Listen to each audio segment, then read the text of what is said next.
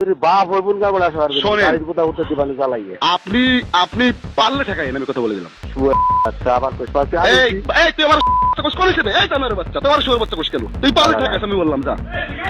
তো আমার শুয়োর বাচ্চা কবে? রবি রবি হ্যাঁ কাকা, সেভ করা আছে। ওই খালিদা তুই শুরু করছিস কি?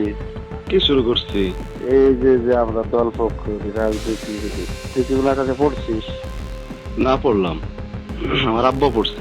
আব্বা তোর আব্বা কি কয়? পৃথিবীতে মানুষ একা একা পৃথিবীতে আসে, মরে যায় একা একা। তোর আলেম বানাইছে কিনা? না, এখানে রাজনীতি বিষয়ে কথা কন। আপনি আমাদের যেমন জনপ্রতিনিধি, আপনার জন্য কিন্তু আমরা ভোট চাইছি মানুষের কাছে, আইসি মানুষের বাড়ি গেছি, কিন্তু এটা হচ্ছে এমপি ইলেকশন।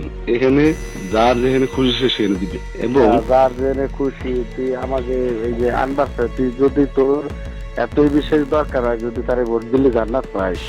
জান্নাত আর জাহান্নামের কিছু নাই তো। জান্নাত এখানে আপনি কি আমি তোর কই জান্নাত এত সহজ জিনিস না। না, জান্নাত জাহান্নামের আলাদা কথা, কিন্তু এখানে কি গণতান্ত্রিক ভাবে কোন রাজনীতি করার অধিকার আছে কিনা কারো? আছে আছে না? এটা গণতান্ত্রিক দেশ, গণতান্ত্রিকে হারাম।